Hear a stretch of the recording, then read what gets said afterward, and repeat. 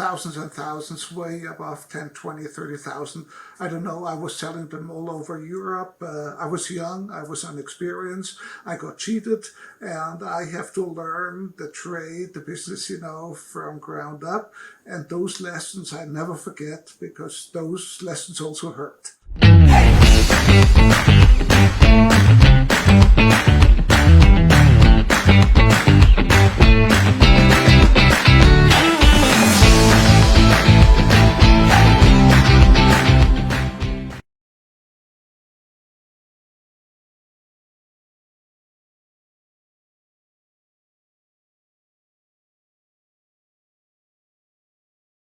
Frank M. Rinderknecht, thank you for joining me all the way from Switzerland. It is an honor to have you here. Thank you. You're welcome, Michael. Pleasure to be with you. I came across your fascinating exhibition at the GTEx conference in Dubai. I've been following since then Rinspeed, and I've been admiring your concepts, your innovations, and your thought process behind the automotive industry and where we're headed. Frank, it's very rare to meet somebody who's been running a company, a privately held company, for more than 40 years and making such a big impact on the automotive world and your industry. Can you go back and share with me first about your life? How do you get to start Rinspeed while you're a student at the Technical University? But also, I believe that the first thing that you were doing with Rinspeed is very different from what you're actually doing today. Well, hey, Michael, if I answer you this question in detail, we can talk for the next 4 hours. So I have to make it like the company's name, Speed, in a short way. I was always passionate about special mobility. That started already with my bicycle, and then it continued, and coincidence had it that after my IB, I was working in Los Angeles, and I got the smell of real life and not studies. So at the age of 21, I got self-employed, and thereafter it's history. It's shaping the tuning industry, building concept cars since 27 years. And so you really haven't been working for anybody since you're 21, is that right? Yes, I was basically always, except some student jobs, always self-employed. And I couldn't imagine having a boss, except that my customers are my bosses, but a real boss, no way. I love that. So you start off by importing sunroofs from the US. What was that about? Talk to me a little bit about what was happening back then. Why was that the first movement that you thought was an interesting place in the market? Well, it's kind of easy. Every day going to work, I drove by a body shop in Santa Monica, and one of those days I saw a sunroof which you could install aftermarket into your car. It was brand new.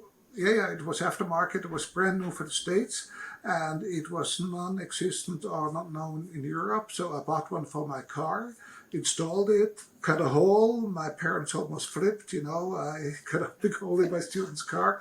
And then people in the street saw it. They said, well, could you get me one? I said, sure, I can. And I got 1, 5, 10, 50, 500, 5,000, and it just happened.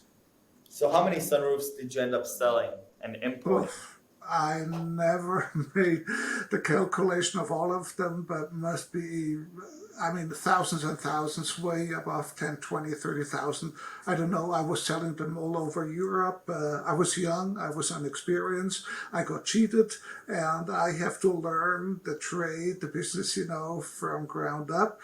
And those lessons I never forget, because those lessons also hurt. Can you share with me a few of those lessons for young entrepreneurs like myself that are watching this and have an opportunity here to listen to a fascinating journey?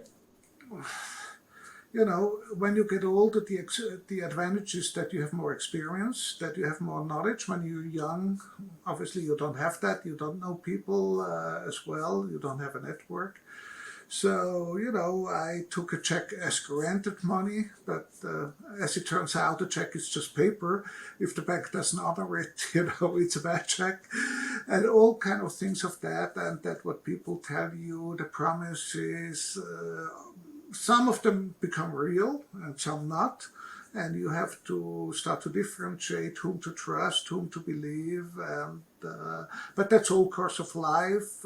Everybody who goes into business, gets his way. But when you're employed, the money comes out of the company's pocket, also the losses. And when you're self-employed, I started with no money. Then it comes out of my own, and that's Right. what I have the big advantage today. I have the experience, I have the network, and young people, they first run and then they think. And now I have learned over the years to first think and then run. And it does not depending on the speed of the running, it depends on the depth of thinking. I just love that. Frank, you're today, fast forward, 40 years, you're an innovator at heart and you're creating these concept cars for the future of the automotive industry. Was there a turning point where you said, okay, Rinspeed is not just about importing sunroofs, but it is about, being on the forefront of the cutting edge of the new mobility space? Well, in the 90s, after having been in the tuning industry for 15, 17 years, I thought this becomes kind of boring. So I started to build my own vehicles, my concept cars. And then 13 years ago, I said, well, the tuning industry is just repetitive. It's great to make money, but actually, I never worked for money in the first place. I always worked first for my heart. And then I was lucky enough, touch wood, that I could make a living out of it. And I think this should be the way to go, because if you're just concentrating on how to optimize your income, I don't think your success will be lasting. So I sold my tuning activities some 13 years ago to a competitor because it was also kind of a spread between zero emission with concept cars, and the tuning industry calls for loud V8 engines. So, but to realize that 13 years ago in 2007, Tesla had maybe 6, 8, or 10 employees. It was a very small company. It was a new industry, the new mobility as we call it today. Right. But I asked my boss, which is my wife at home, and I said, listen, do you come for the next ride, for the next challenge? And she said, sure, let's go. And it was one of the best business decisions I have taken in life. Frank, that's incredible. By the way, you're talking about following your heart and your passion, but you're starting off, you get into this space by observing that, Los Angeles has these sunroofs aftermarket that you can install in your own car, and then you realize there's a market demand. Are you passionate about cars? Are you passionate about the automotive industry? Not really. I drive a stock Mercedes-Benz. For me, what I do is profession. Obviously, I love mobility, I love my job, but if there's a place where I'm passionate, that's about boats. That's where, because it's not attached to business, it's not attached to, the whole environment. Boating, I just do for the pure fun and the pure pleasure. So, but it's the passion for me to create, Right. to be and to go, the extra mile, to think out of the box, to maybe not some strings together other people don't. And our advantage, being small, being neutral, is we don't have a backpack of the past. I can switch my business case overnight, whereas the big OEMs, obviously, they have to maintain their employees, their business Right. strategies. They have an ICE, and now they have to change it to electrification. So it's much more difficult for them. Plus, we can look at all aspects, which I personally think is extremely important in mobility. It's not only about a mechanical vehicle. It is a lot about emotions, it's about perception, about tradition, and it's if you just look at individual parts of it, I think you're going to get lost. And at the end of the day, the consumer has to accept what you're offering. If he doesn't accept, he doesn't buy or doesn't use it. So this is what I think we can do well, is to go above. In old times you said we go in the helicopter and look down. Today you use a drone, but to get the whole picture and not just a part of it. Right. I believe that there's the famous quote by Ford who said, if you would have asked people what they really wanted, they would have said, I want a faster horse. right? Yes. And really, I think what you're describing here is exactly that. You're building these concept cars, which are really changing the paradigm of how we interact emotionally, but mechanically and tangibly with these cars. And you have to interface with these emotions. And you're not asking, I guess, people, hey, what do you want in a new type of vehicle? You're really trying to pave the way towards the future of automotive mobility, right? Plus, to make it attractive, people have to love it. People are hesitant to change. We all try to remain within our old known world, and especially in Central Europe, there's the very famous saying, we have done it for 20 years or 50 years, why should we change it? Because you're getting out of your comfort zone and you have to go for new things, and obviously new things could be positive, but they also could be negative. Right. So many people stay within their sometimes painful today because they're afraid of the change. And I love to change the new challenges. Despite I'm Swiss and I'm very stable in what I'm doing. I'm doing Rinspeed for the 30 years, but this is brain food. To do just a repetitive job, everything is the same every day, every year. That would be nothing for me. So the challenge and the eagerness, the curiosity of what the future has in store for me is really what drives me. I love that. Can you share with me a few of those ideas for these concept cars? What type of cars we're talking about? Just to paint me and the audience a picture. I had the pleasure of seeing the website before and going over some of the concept cars, and I was blown away. But share with me a little bit about the creative side of what you guys are doing. Our most famous car, still today, our icon, so to speak, we built 13, 14 years ago, actually. It's the only diving car in the world. Everybody knows the diving car from James Bond back in the 70s, 80s, The Spy Who Loved Me. But everybody knew it's trick, it's Hollywood, it never functioned, and it actually never did. So our claim back in 2007 to build it was not that future mobility is happening underwater, but hey, us men, we'd love to be James Bond for a day or two or three, I love that. chat around the world, stay in great places, meet lovely ladies, have a little fight, and then having your martini. So we just said, we make this dream come true, and we proved the car could dive. It was never intended to, repeat it, just to have it done. And that's by the way a car which is on the bucket list of Elon Musk, and I would love if he would build it, because then we would compete, who dives better and who has the better solution. I love that. Okay, so you have a diving car. I saw that you have different cars for different space needs, right? Different needs of a city or of people. So what are some of those types of cars? Since 7-8 years, we concentrate around automated driving. What does it imply to design, to interiors, to usage, to business cases? And 4 years ago, we invented, let's call it a new modular vehicle, but we define modular as a vehicle where you can swap the body depending on the purpose or the need of the day or the hour. And that has become extremely fashionable now in the automotive space. Everybody is working on skateboards, also in Israel, and they want to explore that avenue, and that's where we are heading to go in depth of modular vehicles, of the advantages, what they can bring to the market.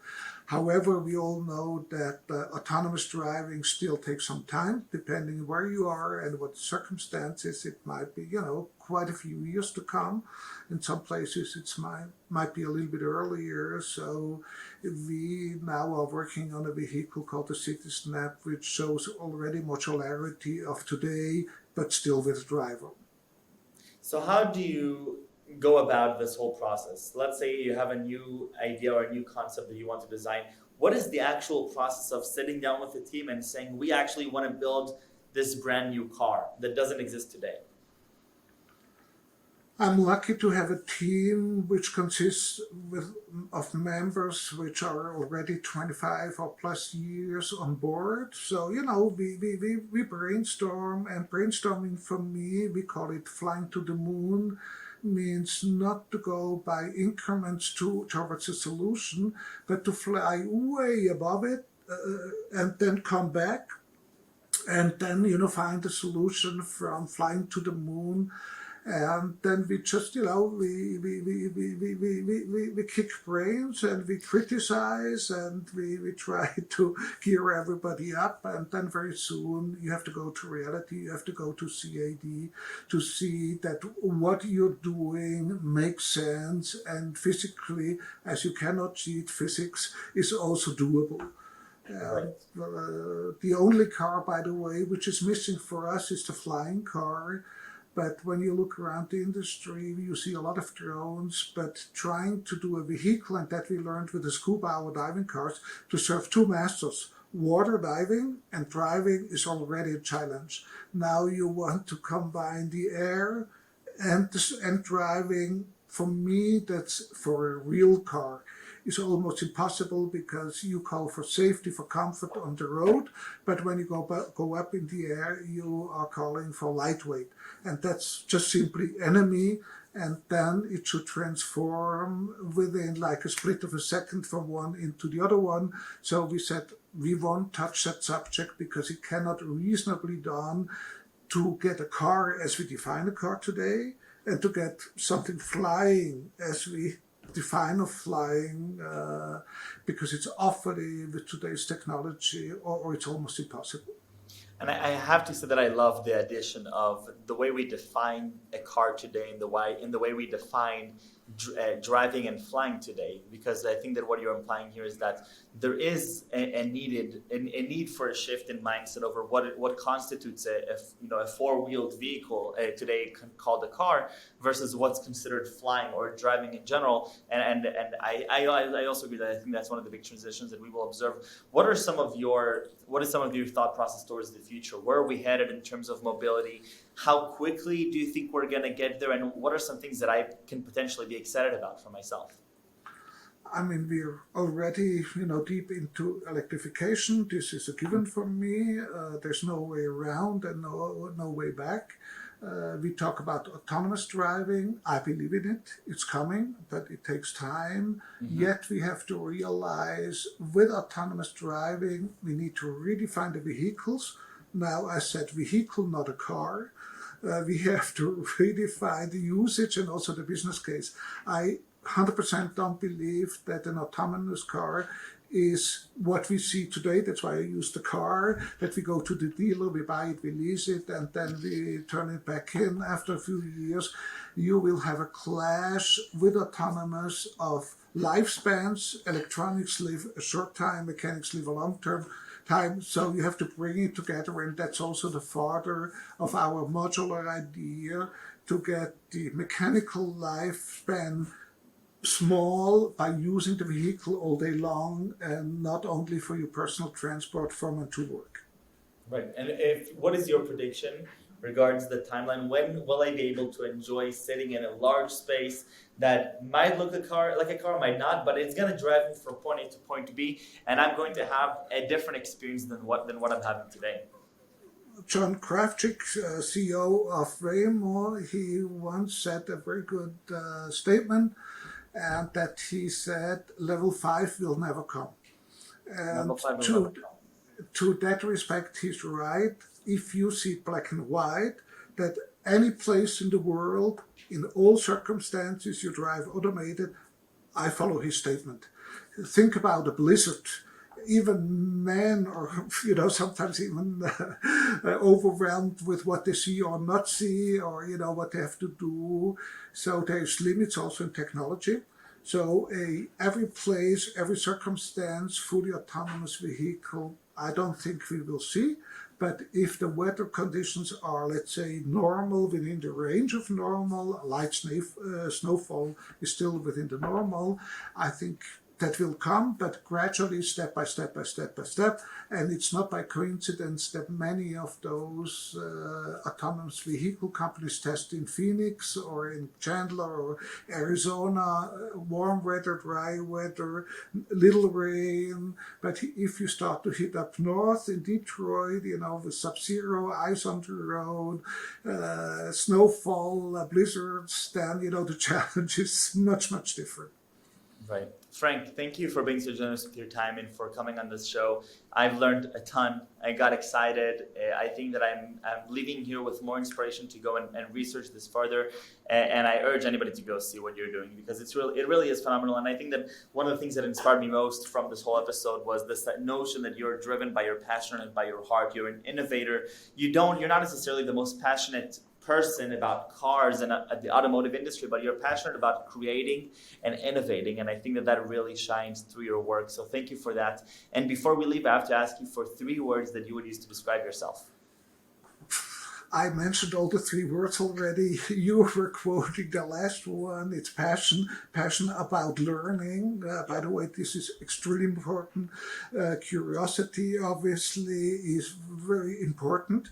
And last but not least, to be creative / to think out of the box, to go different avenues. But by the way, many times, if you think differently, you are a lonely person because you're not following the mainstream, and you also have to cope with it. I love that. Frank, thank you very, very much, and stay safe and stay healthy. Same here, and you have a great rest of the day. Thank you Bye, very, Michael. very much.